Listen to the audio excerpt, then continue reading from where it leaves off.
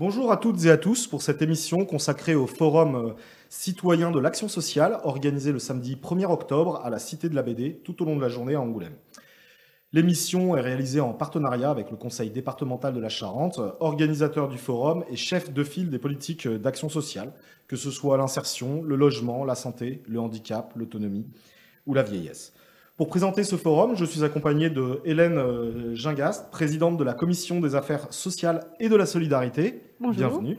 Et de Nelly Vergès, vice-présidente, alors là c'est beaucoup plus long, de la participation citoyenne, des solidarités territoriales et de l'évaluation des politiques publiques. Oui, bonjour. Voilà, c'est vous deux qui êtes aux manettes de ce forum de l'action sociale, avec les services du département évidemment. Première question, Madame Ginga, pourquoi avez-vous voulu ce forum du social à peine un an après votre élection à la tête du département ? En fait, c'était un engagement de notre majorité départementale et de notre président, dit lors de la première session.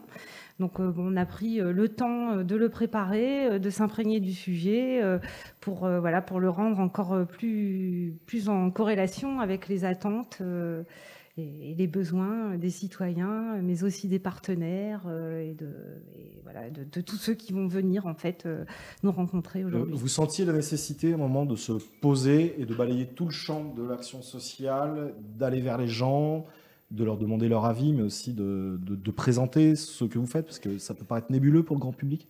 Tout à fait. L'un des principaux objectifs en fait de ce forum, c'est de rendre visibles les politiques sociales du département, parce qu'on se rend compte que c'est pas si évident que ça pour la population. On a une vision parfois un peu floue, ou alors on ne sait pas du tout. En fait, on a certaines prestations sans savoir que derrière c'est le département. Donc il y avait vraiment ce premier souhait de rendre visibles les politiques départementales.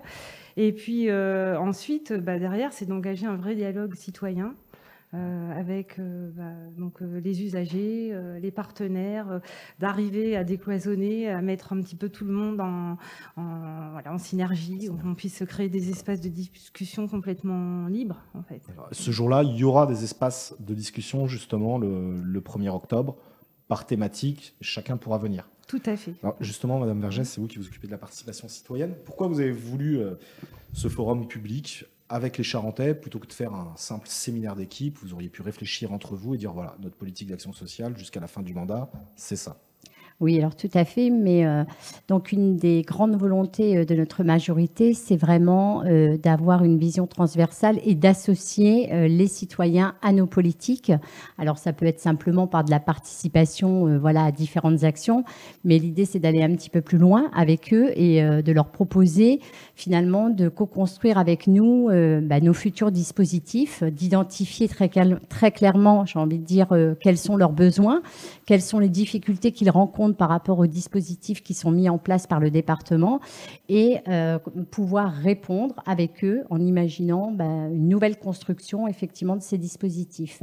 Donc c'est vraiment une volonté, puisque ma vice-présidence a pris la nomination de participation citoyenne. Donc au cœur, je dirais, de quasiment toutes nos politiques, il y a une transversalité. Donc je suis amenée à intervenir effectivement dans le pôle solidarité, mais dans le pôle des infrastructures, dans le pôle aussi de l'éducation, pour ces mêmes raisons. Là, une telle participation citoyenne sur un forum dédié à construire une politique, c'est une première depuis le début du mandat ou vous l'avez déjà testé avant ? Alors, oui, on a commencé effectivement à le tester. Bon, il y a bien sûr le budget participatif que nous avons dévoyé cette année pour les collèges, mais nous avons co-construit d'ailleurs avec Madame Pragou la mise en place des cafés Andy, où c'est un espace de parole où les personnes en situation de handicap peuvent venir témoigner de leurs difficultés, échanger. C'est vraiment libérer la parole et leur permettre aussi de rencontrer nos acteurs du département pour être au plus près d'eux et pouvoir répondre au mieux à leurs attentes. Vous attendez quoi de cette participation citoyenne ce jour-là? Parce que l'un des risques pourrait être sur l'espace santé, par exemple, l'exemple que vous aidant je viens moi-même et je dis, j'ai pas de médecin, qu'est-ce que vous allez faire? Je suppose que c'est pas votre alors, collègue vice-président en charge de la santé qui va m'en trouver un. Oui, effectivement, il y a des réponses que pour l'instant, nous n'avons pas forcément, mais justement, l'idée, c'est aussi de pouvoir réfléchir ensemble. Alors, on n'a peut-être pas forcément des solutions immédiates, mais en tout cas, peut-être aussi des solutions intermédiaires qui pourront permettre de répondre à leurs attentes. Et voilà, ils sont peut-être aussi force de proposition, donc à nous aussi de les écouter et de rassembler toutes ces idées. L'idée, c'est vraiment de récolter à travers notamment un questionnaire qui leur sera proposé, un retour vraiment sur cette journée-là. D'accord. Cette thématique, donc l'action sociale, aujourd'hui, on peut se rendre compte dans la société, elle crée des tensions. Si on dit social, ça va être CASOS, Assistana, RSA, et moi je travaille et pas les autres.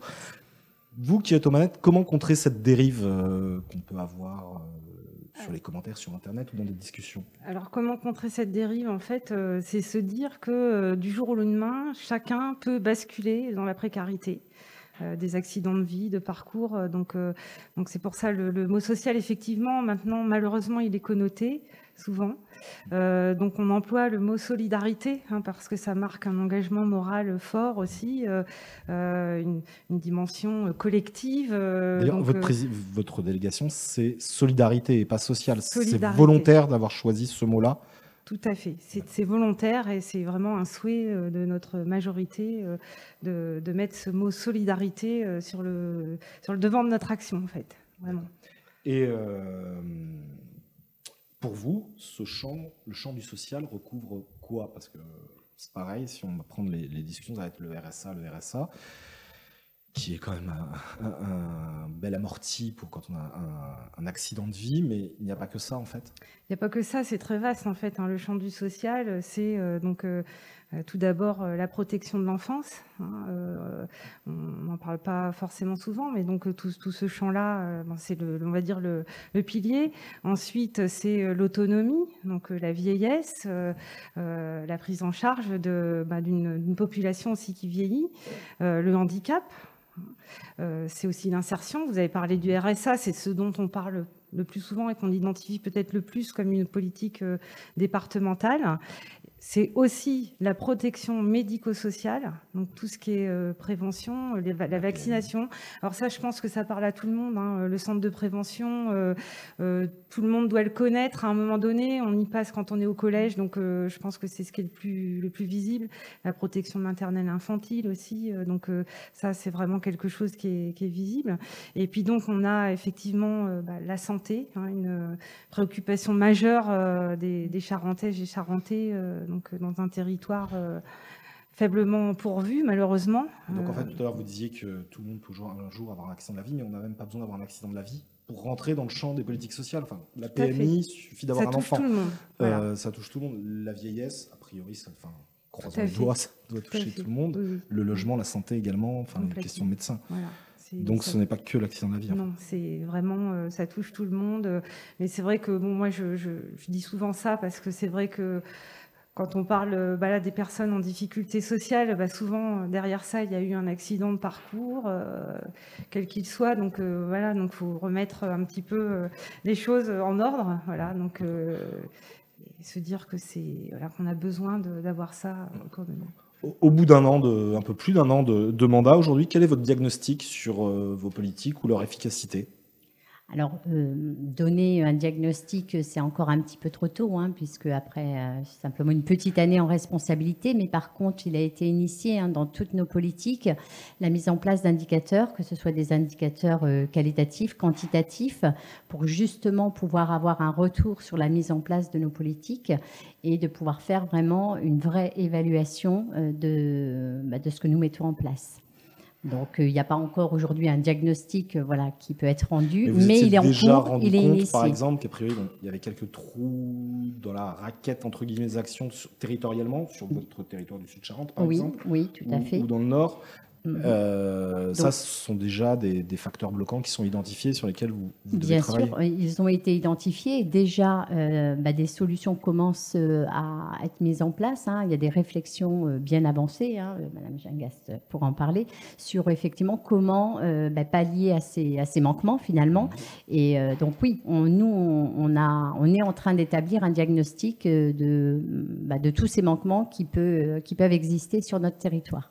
Est-ce qu'au final, les gens connaissent réellement leurs droits et ce à quoi ils ont droit? Parce qu'on parle tout le temps de ceux qui abuseraient ou useraient, mais finalement, est-ce qu'il n'y a pas plus de personnes qui ne demandent pas ce à quoi ils ont droit? Alors plus, peut-être pas, mais en tout cas un bon nombre effectivement de personnes qui ne font pas valoir leurs droits. Alors pour de multiples raisons, Hélène pourra peut-être compléter sur ce point, parce qu'elle a fait plus étudier ce champ-là. Oui, justement, oui, on rencontre des personnes pourtant dans les milieux avertis, qui ont une habitude de travailler avec le domaine social, qui découvrent des droits. Alors, je vais citer une petite anecdote qui m'est arrivée. Donc, j'ai rencontré un monsieur de 80 ans avec un enfant handicapé travaillant en ESAT, donc en difficulté pour accompagner son enfant à son travail.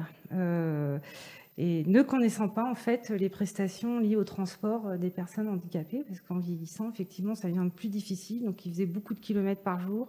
Donc voilà, il a découvert ça. Donc, on voit bien que quelque part, même chez des personnes qui connaissent bien la sphère sociale et solidaire, en fait, les gens ne connaissent pas tout ce qui est à disposition. Donc, on travaille justement là-dessus activement, dans une démarche d'accès au droit pour pouvoir mailler le territoire et combler ces manques. Et donc le point d'entrée pour connaître ses droits, alors hormis le forum la semaine prochaine, où je pense qu'il y aura tous les éléments à disposition, c'est au quotidien les maisons des solidarités. Il y en a 20 dans le département. Tout à fait. C'est le point d'entrée principal. C'est le point d'entrée d'information. principal, des permanences sociales sur certains secteurs.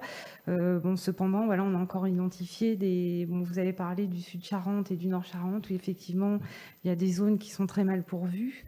Voilà, mais c'est vrai que souvent aussi, l'entrée, c'est la mairie, la mairie, et ensuite, effectivement, il y a un relais vers les maisons des solidarités de secteur. Dernière question, quelle suite sera donnée à ce forum?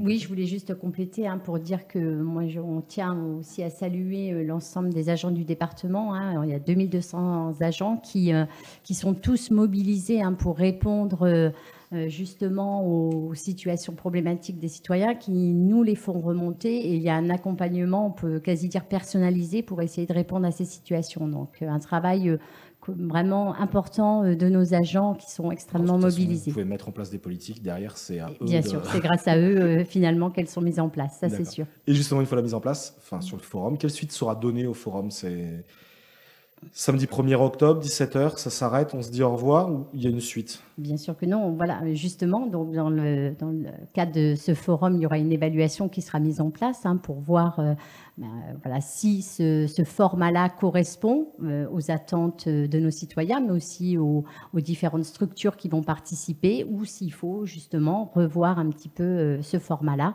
Donc ça fera l'objet bien évidemment d'une évaluation pour la suite. Et qui associera les citoyens également. Et qui associera bien évidemment les citoyens. D'accord. Madame Gingast, Madame Vergès, merci beaucoup. Merci à vous. Et bon courage pour ce forum, qui j'espère pour vous sera une réussite. Merci. Merci. Au revoir. Au revoir.